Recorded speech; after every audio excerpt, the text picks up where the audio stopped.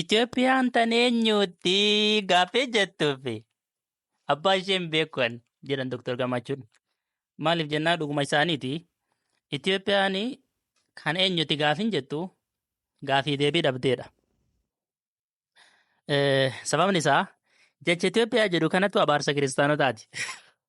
Wallaahi laatiin dhiifama naaf godhaa. Ani yoo silaa musliimallee taate yoo silaa sheekni musliimaa tokko jecha kana fayyadame anin dhugaa rabbii ustaazasa yookaan sheeka san qeequu irraa dudduubatti hin deebi'u. Maaliifi nuti dhaloota seenaati. Dhaloota qubee wanti jedhamneef maal? Dhaloota hundi isaatu walii galaan qubee dubbisu jechuudha. Qubee dubbisuun ammoo seenaa fahamuudha. Yeroo kana maal goonaa gaafa seenaa dhugaa barree ka alba'ee jenna ka fincaa'ee jenna kan jajjabaa lafa kaa'eeni jajjaboo lafa keettanii jennaan jechuudha gabaabdumatti. Gaafa warri kaabaa Itoophiyaa agaree sana qofaa miti. Itoophiyaa yannaata gar jedhan. Itoophiyaa yannaata garii tana seenaa isaanii yoo sii dubbise wallaahi Oromoo bara ceera salphinna yellaa maal jedhan bes safuu cabsoodha jecha innaata gar jedhu kana fayyadamuun sababni isaa jarri diqaalaa dhalanne jedhanii dubbatan dhiifama naaf godhaa jechi kun afaanii na baate jecha hamtuudha dhugaa isiniin jedha.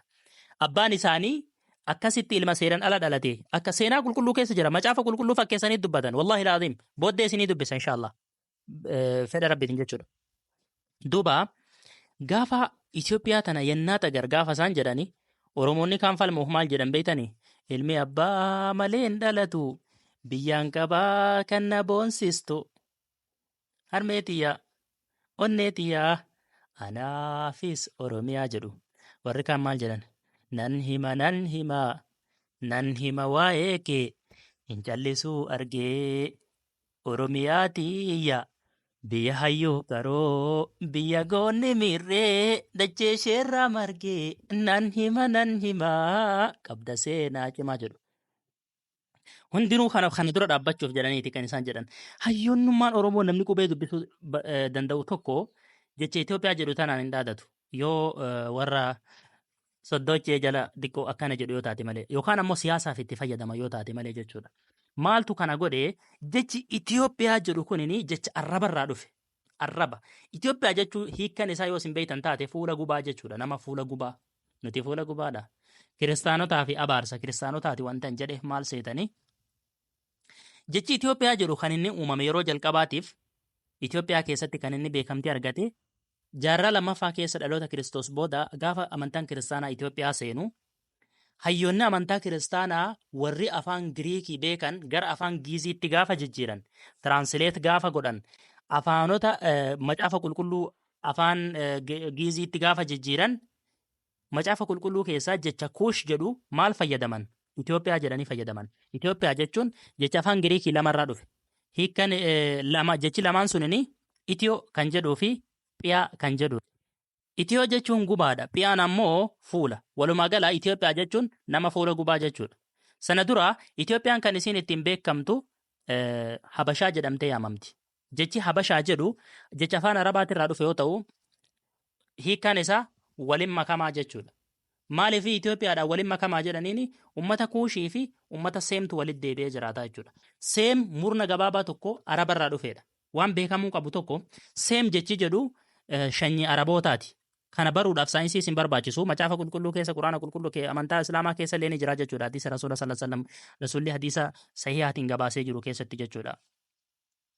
Kana baruuf saayinsii wayii isin barbaachisu. Seem sanyii Arabootaati. Jarrileen Araba ta'uu hin mormine. Kana waan nama mormite waan qabdan natti hin fakkaatu. Kuush ammoo ummata duraanuu Afrikaa keessa jiraatudha. صلي على محمد اللهم صل وسلم على نبينا محمد. رسول ربي الله صلى الله عليه وسلم حديث صحيح keessatti maal jedhe seem abbaa Arabootaati haam abbaa Itoophiyaanotaati jedhe abbaa Habashootaati jedhe sorry abbaa Habashootaati jedhe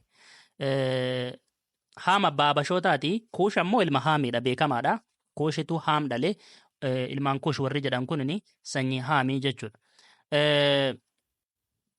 Yaafiis ammoo sanyii Roomaatii jedhe abbaa Roomaanotaati jedhe yookaan Awurooppaanotaa jechuudha. Silaa rasuulli rabbii sallallahu alaihi wasallam isa dura maqaan kun atileesti waggaa 200 yookaan 3 caalee jira maqaan Itoophiyaa jedhamu kun oga moggaafame jechuudha nabiyyi rabbii dura. garuu jecha Itoophiyaa jedhu rasuulli rabbi sallallahu alaihi wasallam maaliif fayyadamuu dhiise jechi kun jecha arrabaa ta'uu ni beekaa jechuudha.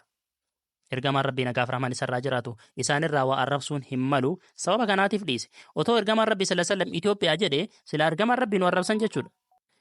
Jecha Itoophiyaa jedhu kana habashoonni maaliif itti fayyadaman ni beekan akka maqaan kun isaan bakka hin buune.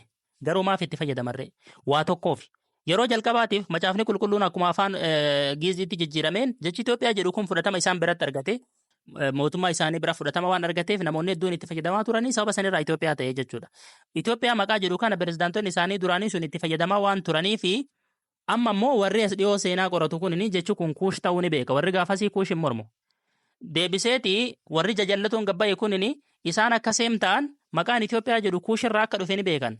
Garuu icciitiin kun yoo gabbaa'e waan balleessu waan beekaniif. Sababni isaa isaanii seem malee Itoophiyaa keessa namni hin jiru jedhanii seenaa akkasii waan barreeffatanii deemaniif.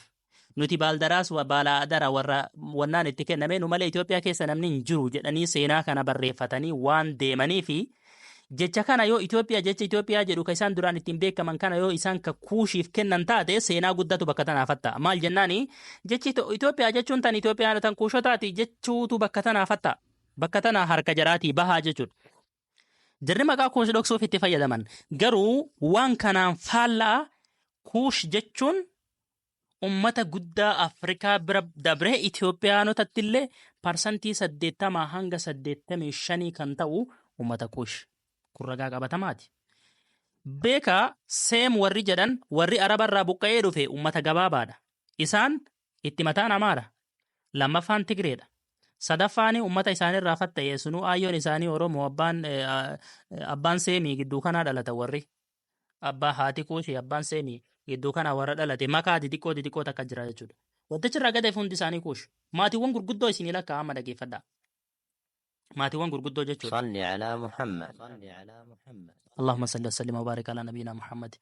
Maatiin gurguddoon sun tokkoffaan Oromoodha. Itti aansee Soomaaliidha. Itti aansee Affaar. Itti aansee Sidaama. Itti aansee Burjii. Itti aansee Koonsoo. Itti aansee Qimaantii. Saboota babbareedaa gara laafiyyiin Itoophiyaa keessa jiraatan kun hundi isaaniitu maali? Kuush. Warra garjabeeyyii warra mataa dhakaa warra gartee dhala namaatiin kaanin nuti rabbii warri kaan ammoo bineensa jedhu san malee. Jarri ammoo seenaa kana dhoksanii irra albaanii irra ta'an. Sababa kanaatti Itoophiyaan hiika dhabde jechuudha Oromoota biratti gabaabdumatti. Assalaamu alaikum warahmatullahi wabarakatuh.